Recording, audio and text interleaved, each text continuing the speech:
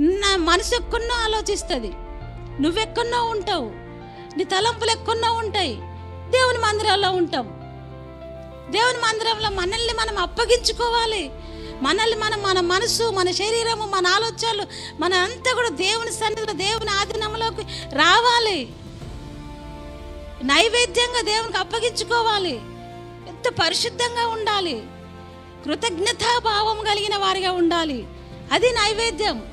కృతజ్ఞతా భావం మనలో లేకుండా ఏదో ఆదివారం కదా, వెళ్ళాలి కదా, రావాలి కదా, వినాలి కదా, పాడాలి కదా, ఆరాధన చేయాలి కదా, ఏదో కానుకియాలి కదా అన్నట్టుగా కాదు. కృతజ్ఞతా భావము కలిగిన వారిగా మనం ఉండాలి. అది దేవుడు అంగీకరిస్తాడు. అంగీకరించబడతావు, నీవు ఇచ్చేది అంగీకరించబడుతుంది. అన్నీ నీకు ఆశీర్వాదకరంగా ఉంటాయి.